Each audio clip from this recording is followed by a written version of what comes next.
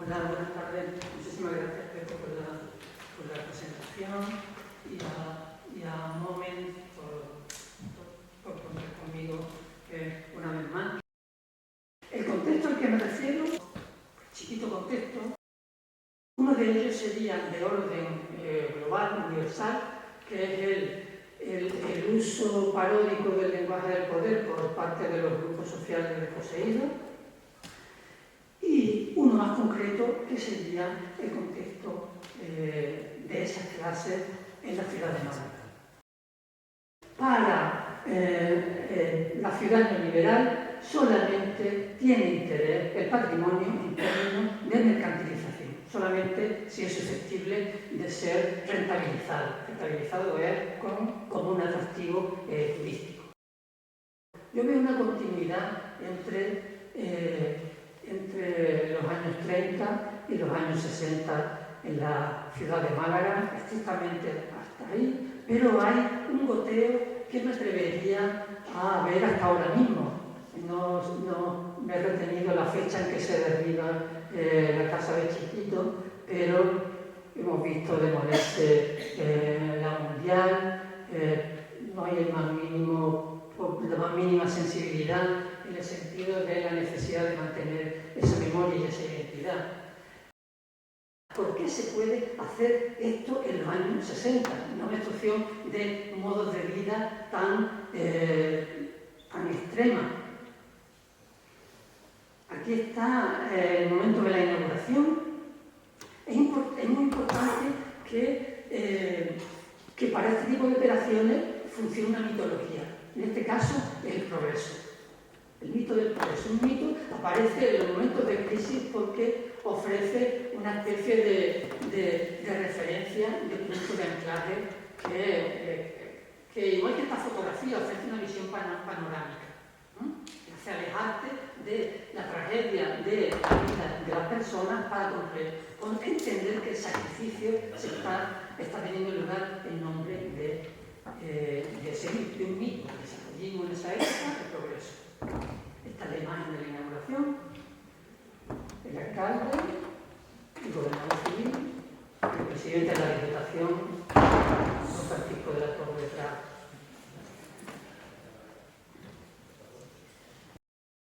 Del año 37, es decir, la entrada del ejército franquista en la ciudad desencadena un nivel de represión que deja un trauma imborrable en la ciudad. Escarmienta. Los refugiados que fueron interceptados y obligados a regresar también volvían ya a un sitio que no existía. Volvían a una ciudad que ya no les iba a pertenecer más. Volvían con esa conciencia. Volvían a un sitio que ellos habían dejado como en un sueño, que había empezado con la ilusión de la proclamación de la Segunda República, ¿no? Todos esos proyectos de emancipación de las clases más desposeídas.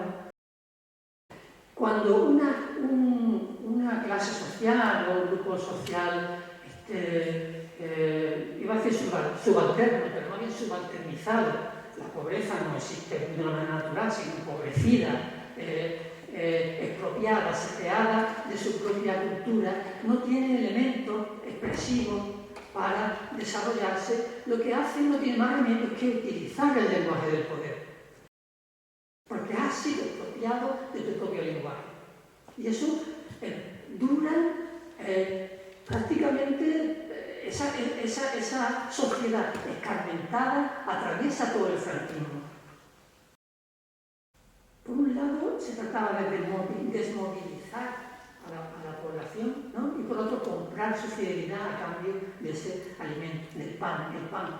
La idea del pan que a nosotros, a mi generación, ya nos resultaba pesada la importancia que le daban nuestros padres al pan.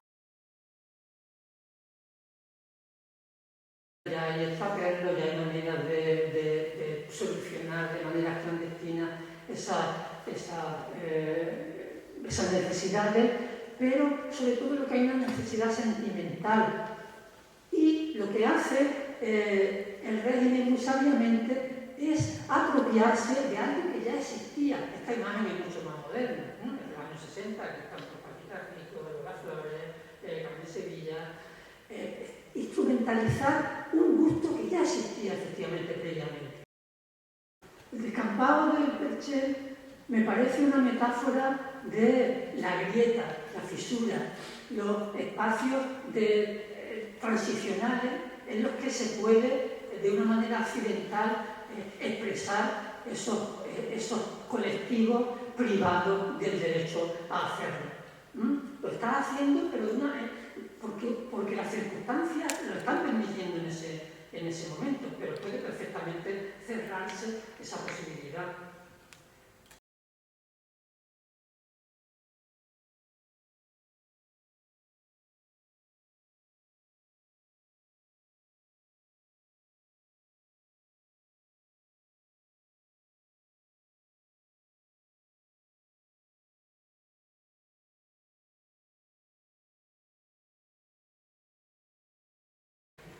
Fraga decide que va a utilizar el primitivismo, todo lo folclórico, etc., como la coartada para la modernización. Es una paradoja absolutamente de mago, de trilero. Para modernizar la economía va a recurrir a la mercantilización de ese primitivismo. Entre ellos, estas imágenes son fascinantes, porque cuando se ven las macetas son todas las mismas, es decir, son políticas municipales de reactivar. Es cuando se hacen también la estatua del cenachero, del vinagrero, es decir, se va a recurrir a todo un imaginario creado desde los viajeros románticos, etcétera, acerca de la mezcla entre los gitanos, los populares andaluces, etcétera, para reinventarlo. Y es cuando se van a abrir los tablados. Cuando hacemos la interpretación del éxito popular de Chiquito, en ese momento excepcional de la televisión, se va a leer en la misma lógica que el éxito que una persona no ilustrada, sin educación, podía tener gracias a su talento en los años 60. Fundamentalmente era en el mundo del espectáculo, el flamenco, la copla, o en los toros. El personaje como el cordobés, ¿no? El cordobés o algún cantante.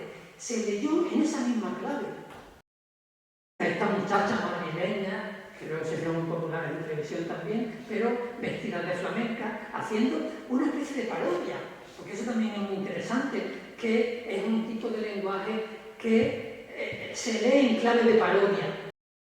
Las mismas personas que van a trabajar cada día a Torremolinos tienen su propia expresión en ese lugar apartado del espectáculo, en el lugar donde se construye todavía la experiencia familiar y donde todavía hay transmisión, esa transmisión que decía directa de la experiencia.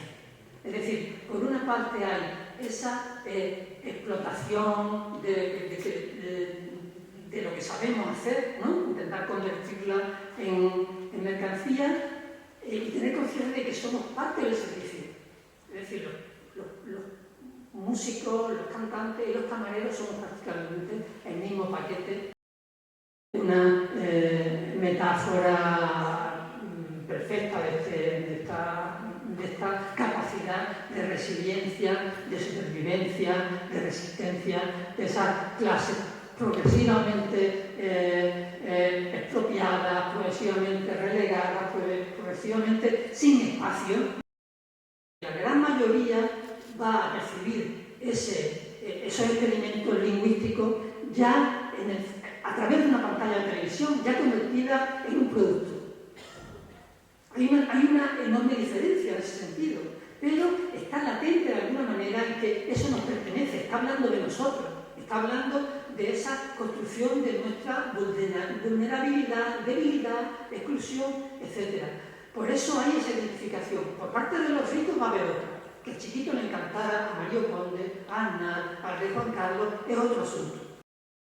El camino de legitimación y dotación de prestigio de un arte ha tomado otra dirección.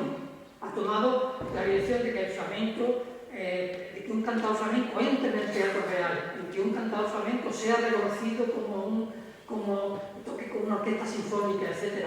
Llevárselo a la alta cultura, mientras que todo ese rozamiento de la fiesta, la broma, etc., fue radicalmente estigmatizado.